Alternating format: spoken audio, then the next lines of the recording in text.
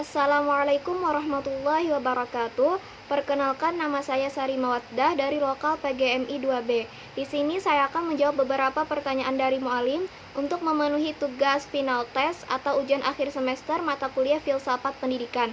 Yang pertama adalah jelaskan tren dan perkembangan keilmuan saat ini. Saat ini ada 10 tren perkembangan teknologi. Seperti dikemukakan oleh lembaga riset global Alibaba Damo Academy, 10 tren perkembangan teknologi saat ini adalah Internet of Things atau IoT, kolaborasi skala besar antar mesin, kecerdasan buatan atau Artificial Intelligence, blockchain, and memory computing, desain modulator, komputasi kuantum, revolusi perangkat semikonduktor, teknologi A untuk privasi data, dan cloud. Adapun perkembangan ilmu pengetahuan dan teknologi di Indonesia adalah sebagai berikut. Berbicara tentang perkembangan ilmu pengetahuan dan teknologi atau IPTEK di Indonesia, tentu tak bisa lepas dari peran teknologi informasi yang terus berkembang. Sebagai salah satu di antara negara berkembang di Asia, penggunaan teknologi di Indonesia tergolong pesat. Berbagai usaha untuk memajukan kualitas IPTEK di Indonesia pun dilakukan. Beberapa produk buatan anak bangsa pun diakui oleh dunia. Berikut adalah beberapa contoh perkembangan ilmu pengetahuan dan teknologi di Indonesia, antara lain satelit, telepon seluler, televisi, komputer dan internet, dan lain-lain. Saat ini perkembangan IPTEK sangat cepat. Dalam dunia penelitian dan pengembangan IPTEK, cepatnya perkembangan ditunjukkan dengan jumlah publikasi baik di jurnal-jurnal, proceeding, dan lain-lain yang sangat tinggi. Soal yang kedua, apa yang kalian pahami dari filsafat pendidikan Islam? Filsafat pendidikan Islam merupakan suatu kajian secara filosofis mengenai masalah yang terdapat dalam kegiatan pendidikan yang didasarkan pada Al-Quran dan Al-Hadis sebagai sumber primer, dan pendapat para ahli, khususnya para filosof muslim, sebagai sumber sekunder. Dengan demikian, filsafat pendidikan Islam secara singkat dapat dikatakan adalah filsafat pendidikan yang berdasarkan ajaran Islam, atau filsafat pendidikan yang dijiwai oleh ajaran Islam. Jadi, ia bukan filsafat yang bercorak liberal ataupun bercorak bebas tanpa batas etika sebagaimana dijumpai dalam pemikiran filsafat pada umumnya.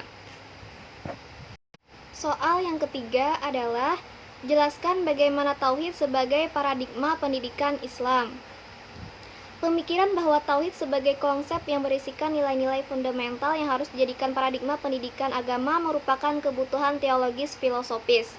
Sebab tauhid sebagai pandangan dunia Islam menjadi dasar atau fundamen bangunan Islam secara keseluruhan, tidak terkecuali pendidikan agama. Oleh karena itu, pendidikan agama harus dibangun di atas landasan yang benar dari pandangan dunia tauhid. Pendidikan dalam pandangan tauhid adalah pendidikan yang berlandaskan nilai-nilai ilahiyah atau teologis sebagai landasan etis, normatif, dan nilai-nilai insaniyah atau antropososiologis dan alamiah kosmologis sebagai basis praksis operasional. Dari perspektif ini dapat diambil formulasi bahwa tauhid dalam pemikiran pendidikan agama berfungsi untuk mentransformulasikan setiap siswa menjadi manusia tauhid yang lebih ideal, dalam arti memiliki sifat-sifat mulia dan komit kepada penegakan kebenaran dan keadilan.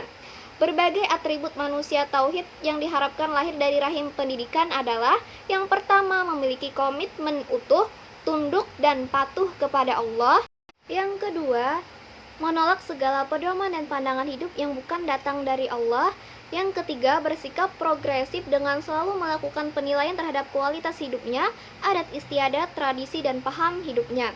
Yang keempat, tujuan hidupnya amat jelas, ibadatnya, kerja kerasnya, hidup dan matinya selalu ditunjukkan untuk Allah semata.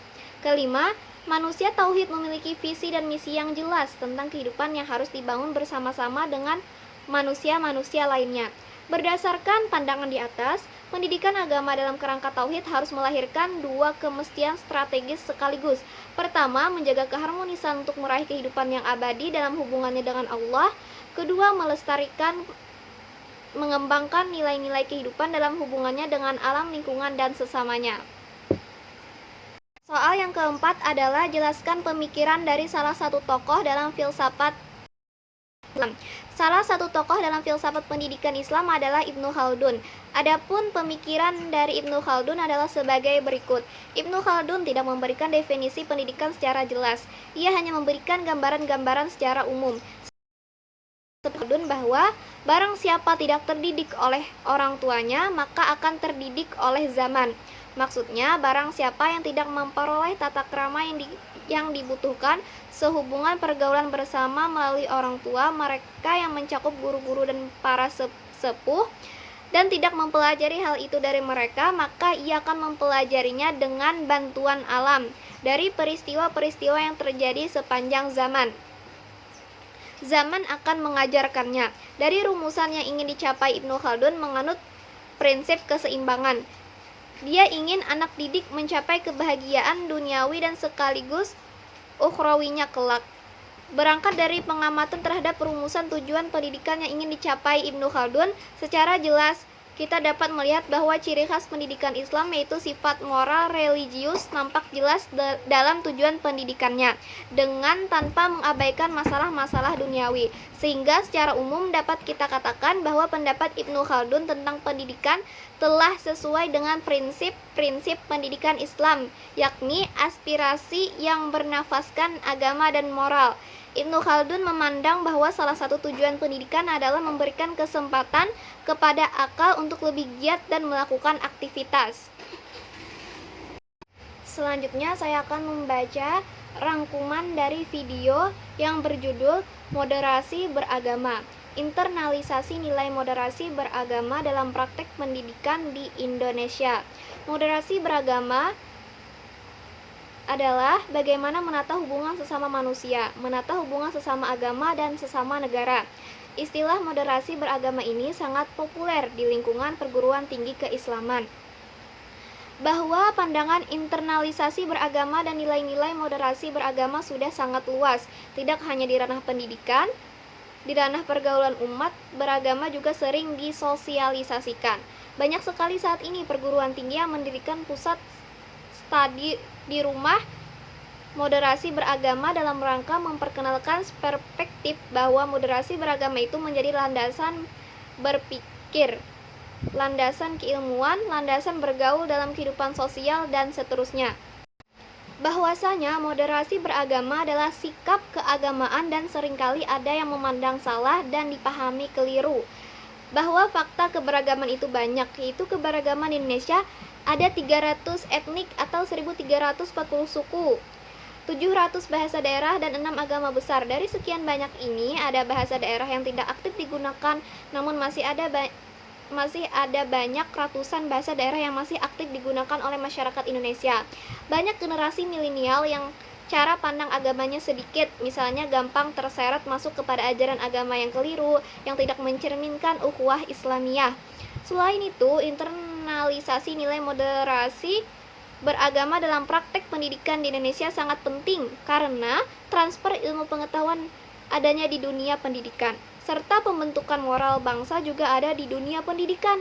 Hal yang paling penting tentang internalisasi adalah lembaga pendidikan, karena pemimpin bangsa di masa depan adalah generasi penerus yang sedang berada di lembaga pendidikan.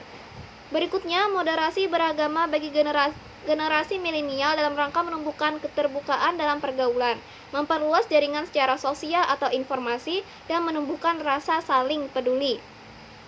Sedangkan internalisasi beragama melalui bermacam ranah seperti ceramah dan lain-lainnya. Berikutnya, memunculkan fakta-fakta, menumbuhkan rasa kemanusiaan.